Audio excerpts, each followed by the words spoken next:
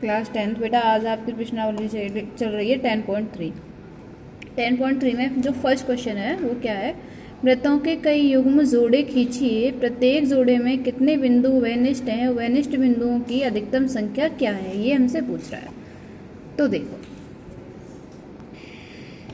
Exercise है आपकी 10.3। अब 10.3 में क्या है, फर्स्ट क्वेश्चन है,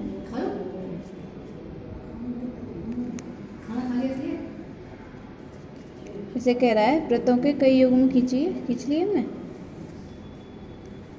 ऐसे करके, इसके केंद्र हैं O, इसका केंद्र O और इसका केंद्र O और इसका केंद्र O डैश। अब इसमें हमें करना क्या है बेटा कि कई वृत्तों के युग्म खींच लिए। अब युग्म में, दोनों युग्मों में कोई बिंदु वेनिस्ट नहीं है।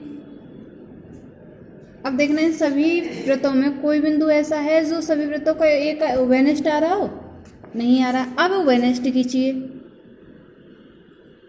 एक वृत्त ये है, अब वेनिस्ट का मीन्स ऐसा है कि ऐसे करके ऐसे खींचना है, तो इसका ये वेनिस्ट बिंदु हो गया ओ डैश का, ओ ए। ऐसे यहाँ खींचिए तो बाहर की तरफ खींच दीजिए ऐसे, तो ये क्या हुआ, वेनिस्ट बिंदु हो गए। अब वेनिस्ट बिंदु में दोनों युग्मों में क्या रहा, एक एक वेनिस्ट बिंदु रहा। अब दो दो भी खींच सकते हैं, देखो ऐसे,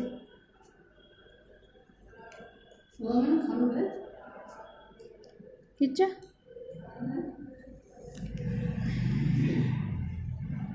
ये रहा। तो ये कह रहा है कि जब आपके वृत्त दे रखे हों, उन दोनों वृत्तों में दो से अधिक वेनिस्ट बिंदु नहीं हो सकते। क्वेश्चन क्या कह रहा था, आप वृत्तों के युग्म खींचिए और पता लगाइए कि उसमें कितने वेनिस्ट बिंदु हो सकते हैं। तो मैंने तीनों कंडीशन से आपको बता दिया। देखो इसमें कोई भी वेनिस्ट बिंदु नहीं है, इसमें एक वेनिस्ट बिंदु है और इसमें दो वेनिस्ट बिंदु है। दो से अधिक वेनिस्ट बिंदु नहीं हो सकते, तो हम क्या कहेंगे, प्रत्येक युग्म में दो वेनिस्ट बिंदु हैं। वृत्तों के वेनिस्ट बिंदु की अधिकतम संख्या कितनी है, दो।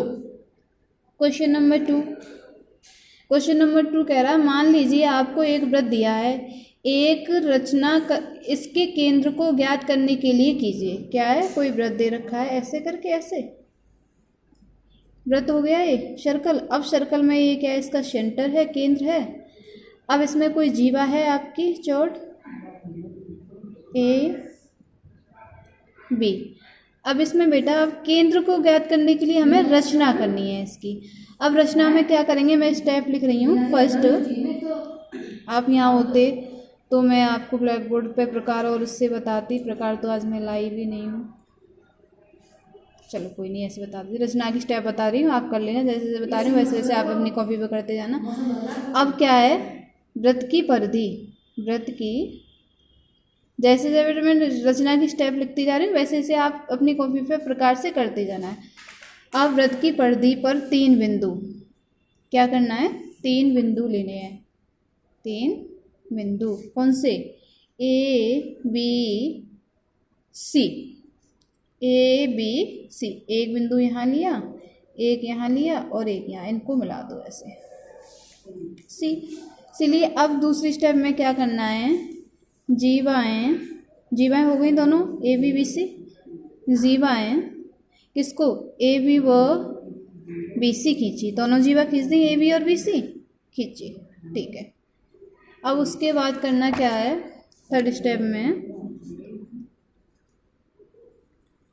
जीवा किसका, जीवा ए बी व बी सी दोनों के लंब समुद्भाजक कीजिए, लंब समुद्भाजक खींचे, जो किस पे, परस्पर ओ पर काटते हूँ, काटते। अब देखो बेटा कैसे करना है, लंब समद्विभाजक कैसे करते हैं, जैसे ये है ये रचना। अब कंपास में क्या करोगे, आपकी कंपास ये है, अब कंपास में पूरी डिस्टेंस भरोगे ऐसे करके। पूरी डिस्टेंस भरने के बाद आप ऐसे करके क्या करोगे, एक चाप इधर लगाओगे और एक चाप लगाओगे इधर, फिर अपनी कंपास यहाँ रखोगे, एक चाप लगाओगे इसी चाप पर और एक चाप लगाओगे इस पे, और इसे ऐसे करके मिलाओगे ऐसे। फिर इसका समद्विभाजक कैसे करना है, ऐसे प्रकार में पूरी डिस्टेंस रखनी है, फिर उससे एक चाप लगाओगे इधर, एक लगाओगे इधर, फिर अपना रखना है इधर, फिर एक चाप लगाना है इधर और एक चाप लगाना है इधर, कंपास से करना है, फिर इन दोनों को मिलाना है ऐसे करके ऐसे। तो इससे वृत्त के केंद्र की रचना हो गई। ये क्वेश्चन कह रहा है।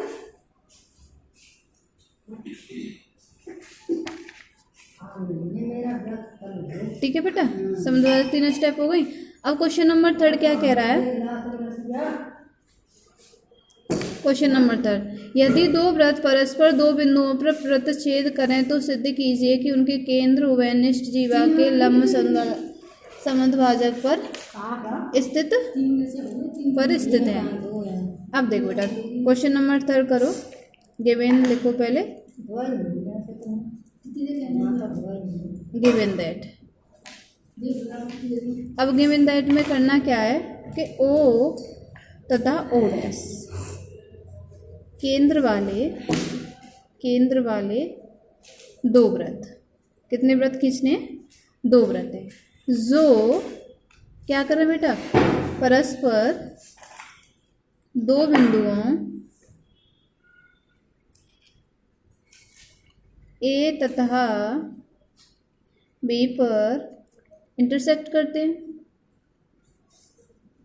ठीक है, करते हैं। ए बी सर्कल्स की कॉमन चौड़ है, क्या है, कॉमन चौड़ है। अब कॉमन चौड़ है तब आपको बताना है, और ओ डैश उनके केंद्रों को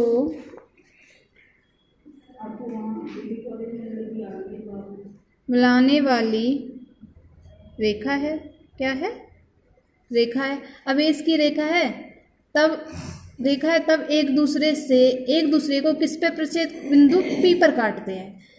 किस पे काटेंगे, जो हमें क्वेश्चन दे रहा है उसके अकॉर्डिंग उसकी रचना कर रही हूँ। किस पे काट रहे हैं, एक दूसरे को बिंदु पी पर क्या करते हैं, कट करते हैं, पी पर कट करते हैं। ठीक है, अब देखो, अब हमें प्रूफ क्या करना है, फिर प्रूफ हमें करना है कि ओ और ओ डैश ए बी का क्या है, लंब समद्विभाजक है, यानी आधी आधी डिवाइड हो रही है, नहीं समद्विभाजक है। तो क्वेश्चन करो बेटा अपना क्वेश्चन। अब क्या है, 2 वृत्त हैं ऐसे करके बना लिए। अब इसमें कोई ऐसे वृत्त है, इसका क्या है, ओ है, ये क्या है, ओ डैश है। अब इनके केंद्रों के बीच की डिस्टेंस हो गई। अब यहाँ से इस पे मिल रहा है उभयनिष्ठ बिंदु पे दोनों ऐसे। ठीक है, और जो एक दूसरे को कट कर रहे हैं वो किस पे कर रहे हैं, पी पे कर रहे हैं। तो अब देखो बेटा, अब क्या करेंगे, ट्रिंगल ओ ए ओ डैश में, अब ए और ए भी है, किसमें, ओ ए और ओ डैश इस वाले ट्रिंगल में काम कर रहे हैं, किसमें, इसमें, ओ और ओ डैश तथा ओ बी ओ डैश में।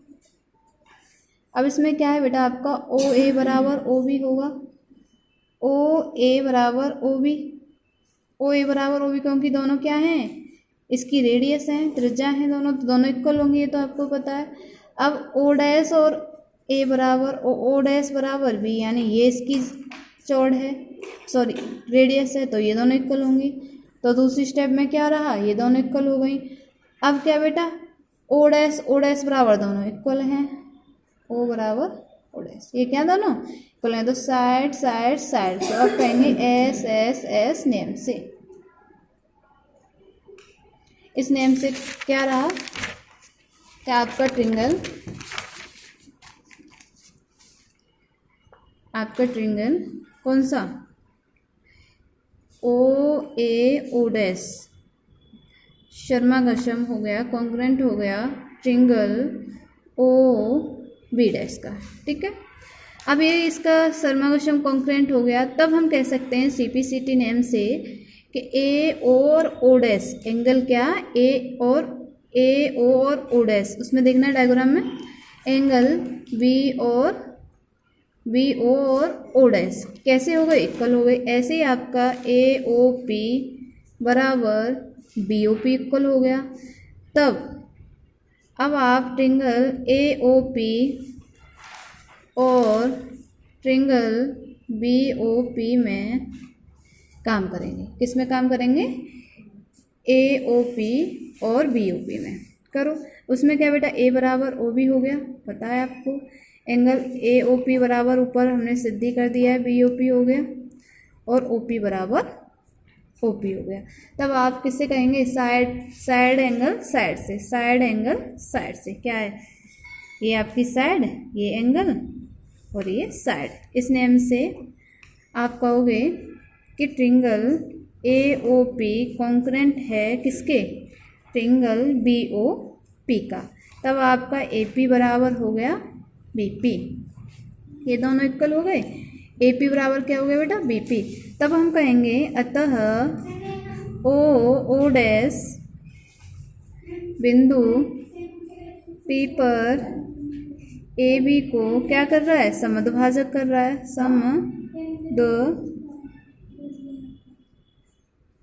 भाजक कर लो, भाजक करता है, भाजित आएगा वैसे, भाजित करता है। ठीक है, इसे भाजित कर रहा है। तब आपका एंगल ओ पी ए बराबर होगा एंगल ओ पी बी का।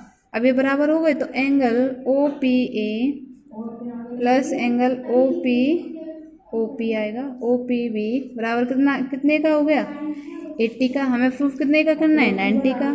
तो एंगल ओ पी ए बराबर कितना हुआ बेटा, 90 का। ऐसे ही एंगल ओ पी बी कितने का हुआ, 90 का। तो हम कहेंगे अतः यहाँ ओ डैश उभयनिष्ठ जीवा ए बी का कैसा है, 90 का बना रहा है तो लंब समद्विभाजक है। लंब समद्विभाजित कैसा है, लंब समद्विभाजित है। एक्सरसाइज आपकी जो है कौन सी 10.3 फ्रेश हो गई है। अब आगे की वीडियो में 10.4 करेंगे।